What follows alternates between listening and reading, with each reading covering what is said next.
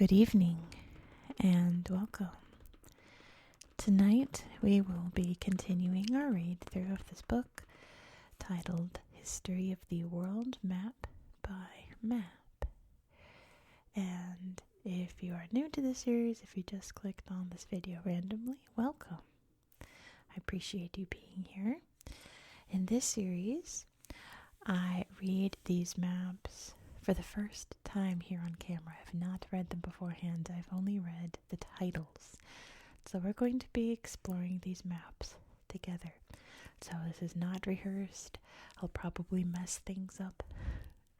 I might go off on tangents. I don't know. So I won't know until we start. So why don't we? You've seen the title. Tonight's maps kind of don't fit with the rest of the theme for the rest of the book, so we're just doing them tonight. I guess they fit into their own little theme of just world events in the 1940s that aren't directly related to World War II, you know. So we'll be starting off with the independence and Partition of India. And then we'll look at this map of the beginnings of communist China. At least I think that's, maybe they'll entail more than that, I don't know. I haven't read it, but let's start with this map. Let's see, box number 1 up here.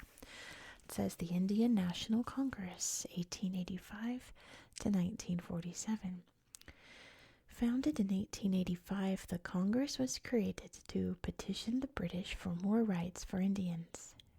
It became increasingly radical, especially from 1905.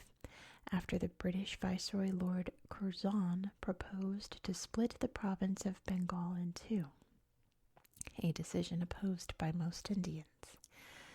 From then on, the Congress emerged as the main opposition movement to British rule and formed the first government of India after independence in 1947. So Bengal before 1905 is shown by a green line, and then the split is shown by this dotted line. So here's Bengal. I'm guessing it's this line here. I don't see the border. I see it right here. So it goes all through here. This was all the Bengal region. All over here. It is pretty big. And then they split it down the middle. I wonder why. I don't know. I've never heard of this. Someone will have to tell me that knows. But you can see the mouths of the Ganges here, which means that that's the Sundarbans, which means that's Bangladesh over here today, right? But I'm getting way ahead of myself. But yeah, I guess that's where, I was about to say that must be where it all began, but obviously unrest in India began way before 1905, at least toward the British, right? How interesting. I've never heard of this part. Let's read about the All India Muslim League. Formation of the All India Muslim League from 1906 to 1947. The All India Muslim League was established in Dhaka in 1906 to protect the civil rights of Indian Muslims who had opposed the 1905 division of Bengal. Oh, do you think it was religious? That this was Hindu, that was Muslim? Because it's kind of what it is today. I wonder. They opposed the division of Bengal. In the 1930s, the League adopted the idea of a two-state future for India, with Muslims having their own independent nation in the majority Muslim states of northern India. Where's box 3? Way over here. It says the first campaigns and the Amritsar massacre, 1915 to 1919. You know, every time I read one of these, I'm like, oh, that reminds me of this great movie about it. I always say that because I love film. But Gandhi, you can see him over here. The film Gandhi is very long. I hate how it starts. It starts with Gandhi being assassinated and then it goes to the beginning. That's terrible in my opinion, but very great film. And it depicts the Amritsar massacre and lots of other important like Indian and eventually Pakistani events in history. Very long movie. Anyway, let's get into it. In 1915, Mahatma Gandhi began to campaign for the Congress. In 1919, the British introduced the Rowlatt Act, allowing indefinite detention of political agitators. In response, Gandhi ordered a hartal, or general strike, shutting down shops and businesses as a form of civil disobedience.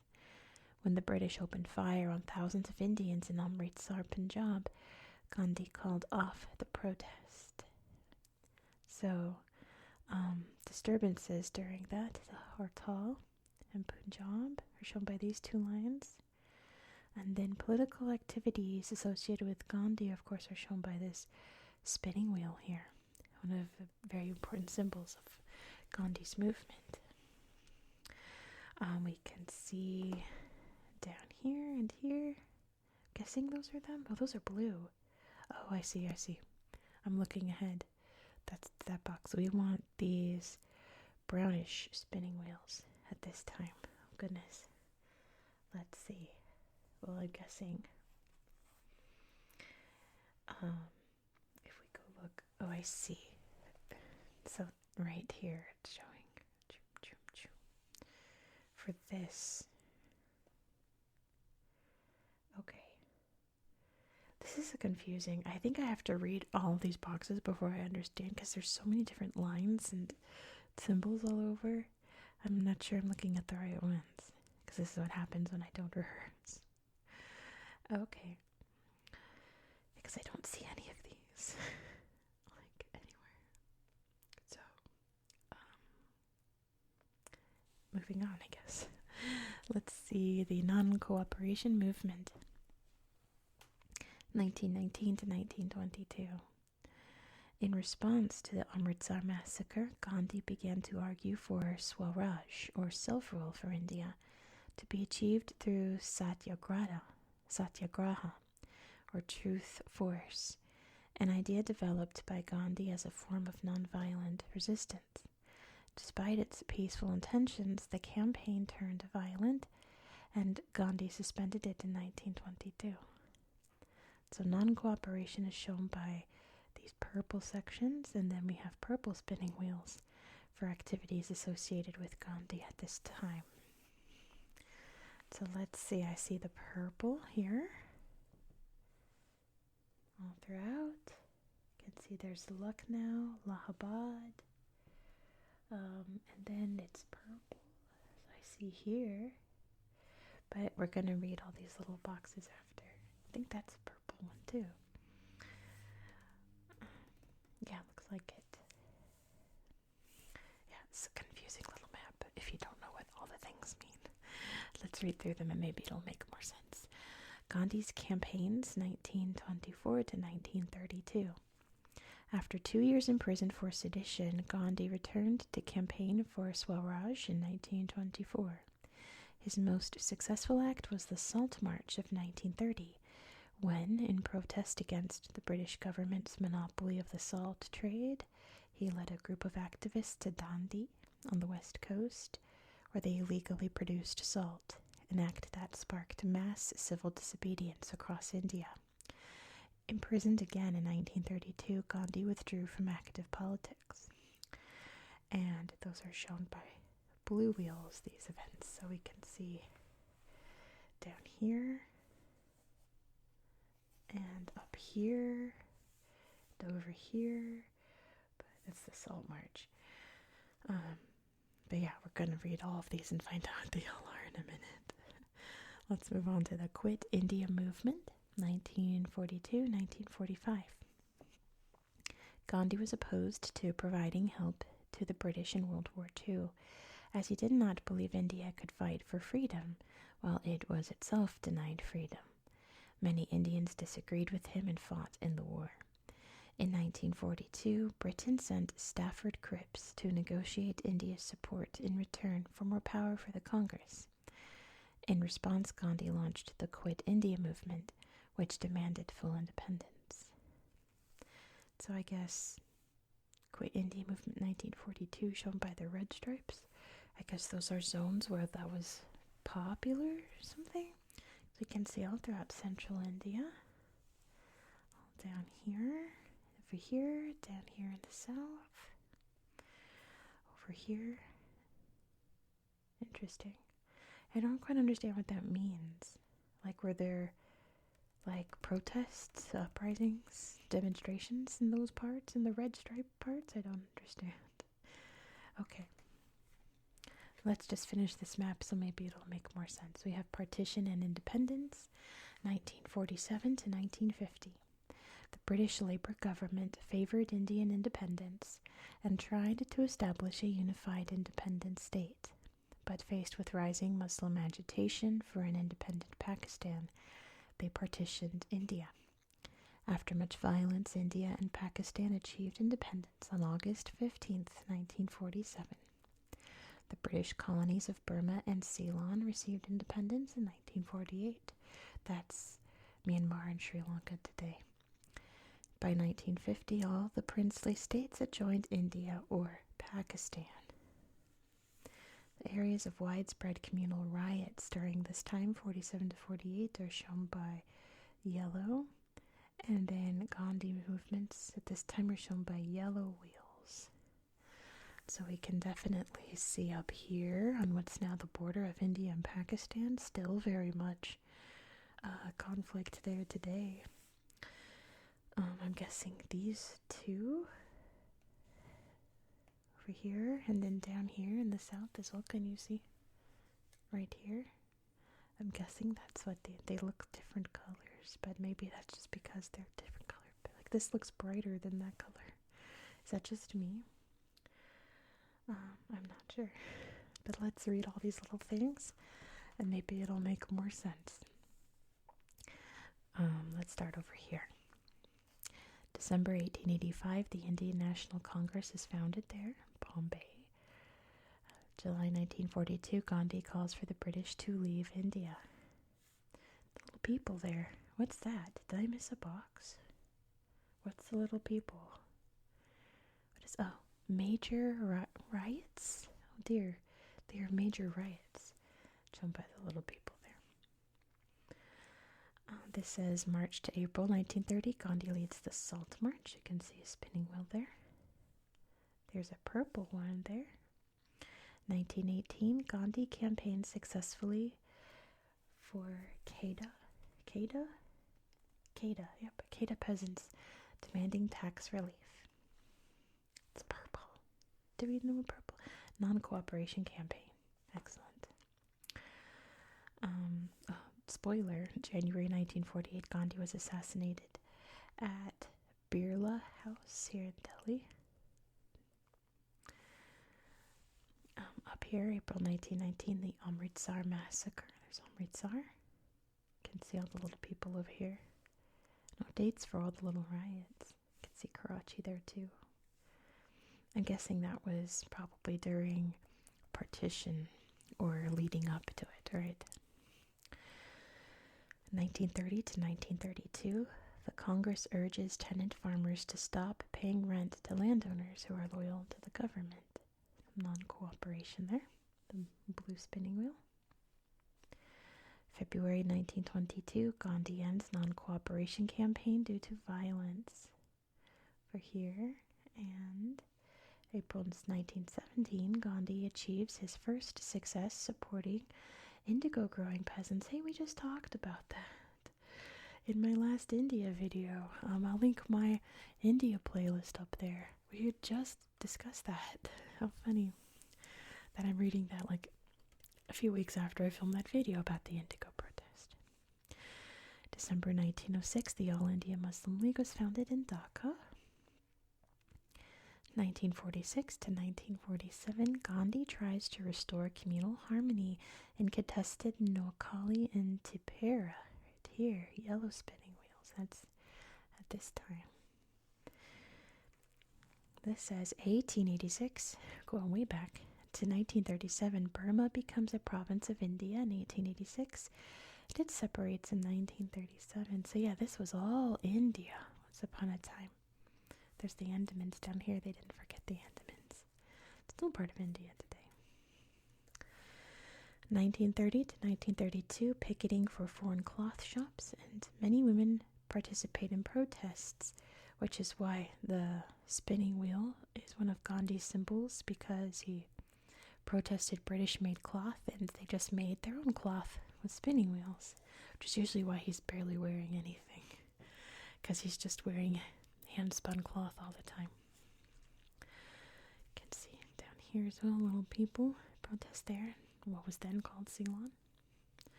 1924-1925, campaign to allow untouchables to use the road leading to the Temple of Vaikom, right there. Guessing that's that movement. Here's one over here.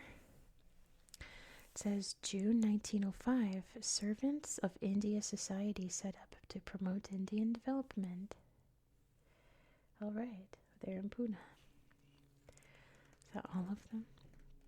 I guess it kind of makes more sense. I guess you would have to read that, see the blue, go back and be like, oh, that was during the 1924-1932 campaigns. Got it, you know. I suppose. Interesting little map there, but I guess it's kind of hard to show a map of all of the happenings that went on in India for, gosh, like 50 years of like various movements and protests. So good on them. I'm still confused about what these weird stripes mean, but I don't know, maybe it's very obvious and I'm missing something and someone can describe it to me. I guess since we only have 2 maps, let's read this one about the birth of Pakistan, just to pad out some time so it's not a super short video. Birth of Pakistan. Because like next video, oh my gosh, I'm going to read like 6 maps to you. A lot. So let's look at this. In 1947, India was divided into 2 independent states, India and Pakistan. Between 1947 and 1948, the 2 countries fought to secure Kashmir. Pakistan was divided again in 1971 when East Pakistan declared independence and became Bangladesh. The borders of Kashmir are still disputed, very much so. So India is tan-colored. Tan-colored there. Andaman and Nicobar is down here. Pakistan is light tan-colored. And then there's East Pakistan. And then Pakistan-controlled Kashmir is purple. And the partition lines drawn by the British, you can see right here and right here. So yeah, from what I understand, these lines are pretty well recognized, at least internationally. If you're in India or Pakistan, it's probably different. And then, yeah, this is now Bangladesh. No longer East Pakistan. Alright, let's see the next map. And I gotta reposition the book. I hate when it's long. The founding of Communist China. So, last time we talked about World War II, the time before that, I believe that's when we brought up the Kuomintang and all of the drama of the 1920s, 1930s. I think. What was that last video? So, like, continuing on. Starting with the Long March, October 1934 to October 1935. Let me prop it up a little bit. Hopefully you can still see. Some 86,000 troops set out from the Communist Party base in Ruijin, Jiangxi, on a journey that covered 3,700 miles, which is 6,000 kilometers, and lasted 368 days. The Communist troops were under constant attack by Kuomintang forces. Facing machine gun attacks and bombings, the Communists traveled mostly at night, splitting up to avoid detection. They crossed mountains and acres of wilderness before reaching the northern province of Shanxi. Remarkable story, right? Communist centers of 1934 are shown by these purple stripes, which makes more sense on the map. And this green arrow shows the Long March, so let's trace it out. Let's see, we can see communist centers over here. That's Shanxi. Over there near Hubei. Little one over there. Over there, that's Ruijin. where we're going to start. There's one little pocket right there. Down in Hainan, can you see? A little bit right there. Alright, so the long march starting in Ryujin. Going up this way. This way, they joined it from there. And then we're marching. Little boxes are happening, so we'll read about various battles heading up to there. We've got from this zone over here, marching.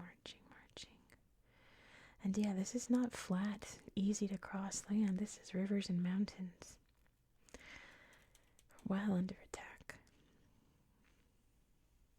Yeah, pretty amazing just walking. Let's read about the fighting resuming from 1945 to 1948. The communists gained much from the Japanese occupation of China, which was from 1937 to 1945. They developed their guerrilla warfare methods and seized weapons from the Japanese. When the Civil War resumed in 1945, the CCP used these advantages to move south and seize territory, including the major cities of Luoyang and Kaifeng. By 1948, they controlled over 1/3 of China. So communist control by 1946 is shown by orange, which is a lot. Area under Japanese control in 1944 is green, which is even more. Principal communist campaigns is shown by blue arrows. Communist takeovers are shown by dots, and major battles are shown by these blue crossed bayonets. So let's see, all of this orange here was controlled by the communists by 1946, which is bigger than what I would think, but very interesting. Little pockets down there. Japanese control in 1944, they got the Korean Peninsula. Of course, all of Manchuria, very famously. That was Manchukuo, they called it. Inner Mongolia, all the way down. Which we talked about the Japanese occupation too. My gosh, I have to show you all of Burma down here. They've got French Indochina, Vietnam. They got Hainan. They got Taiwan. You can see the Philippines down here. Big old map of occupation there. Principal communist campaigns. Oh my goodness, there's so many. I see them now. There. Pew, pew, pew, pew, pew. Going all over the place. Pew, pew, pew, pew, pew. Wow. And then the battles you can see right here, here, and up here, way up here, all over. Communist victory, 1948 to 1949. As the CCP advanced, the KMT retreated to the south. Many were not prepared to surrender, and the KMT won several battles. However, the CCP split the KMT forces into small groups, weakening them. By January 1949, the Kuomintang were forced to withdraw from Beijing. Mao declared the People's Republic of China in October 1949, and by 1950 the CCP had seized Hainan Island and Tibet.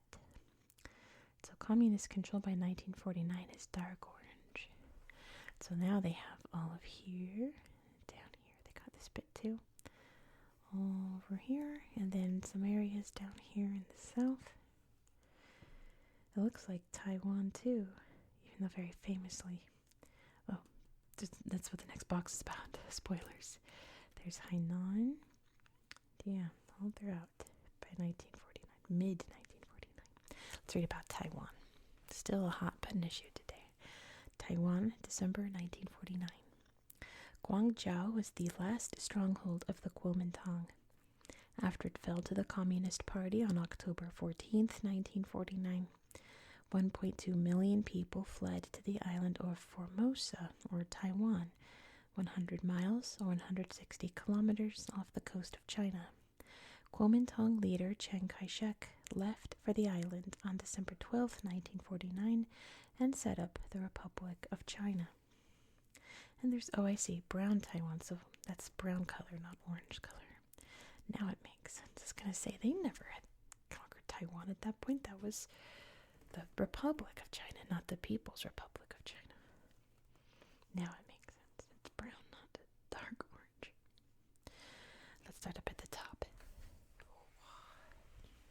It says 1948, communists used guerrilla tactics to wear the KMT down in Manchuria. You can see a battle there. What was that? Communist takeovers. So those are the dates. Harbin, Changchun there, so on and so forth. Lots of little dots. Over here, January 10th, 1949, the Battle of Beijing's a major defeat for the KMT. Right there. October 20th, 1935, communists reach Yan'an, which becomes their headquarters after the Long March. October 11th, 1948, the Battle of Jinzhou is a turning point in the Civil War. It leads to CCP control of the Northeast. I'm guessing that's this bit. January 9th, 1949, communist victory at the Battle of Tianjin persuades 500,000 KMT troops to switch sides. Holy moly. October 1st, 1949, Mao announces the establishment of the People's Republic of China. There, Beijing. June 8th, 1948, despite having a larger army, the KMT suffer a quick defeat. May 1949, Mao has the support of rural China but needs to capture the cities. Shanghai falls with relatively little collateral damage. There's Shanghai. 1949, as cities such as Hangzhou fall to the CCP, Mao swiftly sends in officers to oversee a smooth takeover. Over here, it says May 29th, 1935, as the battle for Looting Bridge. At the battle for Looting Bridge, 22 communist soldiers capture the bridge, a crucial river crossing despite heavy fire. That's more takeovers there. Let's see, this is January 1935. During a meeting of the Communist Party in the captured city of Shunyi, Mao emerges as the dominant communist leader. So that's when he really took control, I suppose. November 25th to December 3rd, 1934 was a battle. The first major battle, the Battle of Jiajiang River, costs Mao's Red Army roughly half of its troops. Wow. And then over here, October 10th, 1934, the communists set out from Ruijin, Jiangxi, which has been their power base throughout the early 1930s. Yeah, that's why China's communist today, because of all this going on. Although they're not purely communist. I'm sure there's a map about why that is later on in this book.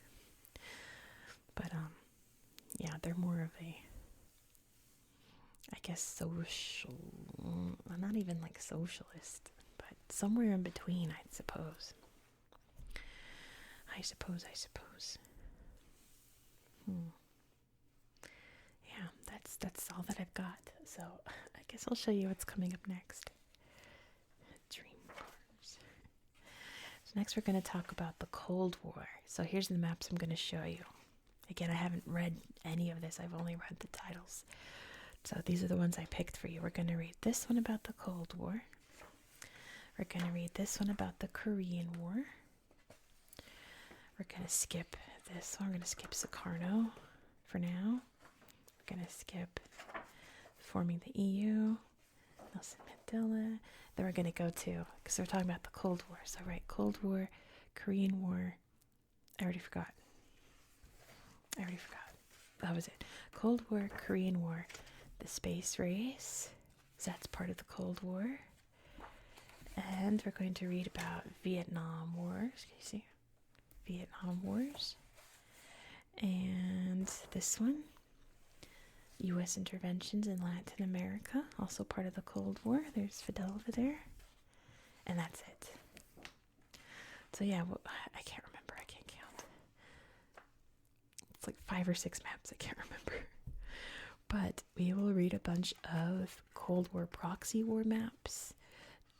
The space race map I'm looking forward to reading. This one, I assume, I'm not looking. My eyes are closed. Just a bunch of events that occurred over history that are part of the Cold War. So yeah, it should be an interesting video. You can see Germany over here being split. And then in the video after that, all the ones I just said that we'd skip, we'll read those. Decolonization. That'll be a good one too. So those will be coming. I'm planning for one every Monday until we finish this book, which we're almost done. You know, we're in the 1950s now. Late 1940s, I suppose, when we start the Cold War. So yeah, we're slowly making our way through this book. Can you believe it that we started with Australopithecines? We started with like Lucy, and now we're at the Cold War. I can't believe it. We're making it. We're almost there. And apparently there's a new edition of this book that came out like 2 years ago that has like COVID maps and stuff. I bought this like in 2021, so I don't have that edition. Kind of hoping that maybe the library will get one. Probably not. It's like I don't want to buy a whole other edition just for a couple maps. So I'm hoping I can borrow one someday. I hope. Anyway, now I'm rambling. Thank you so much for watching. I hope that you found this video relaxing and educational.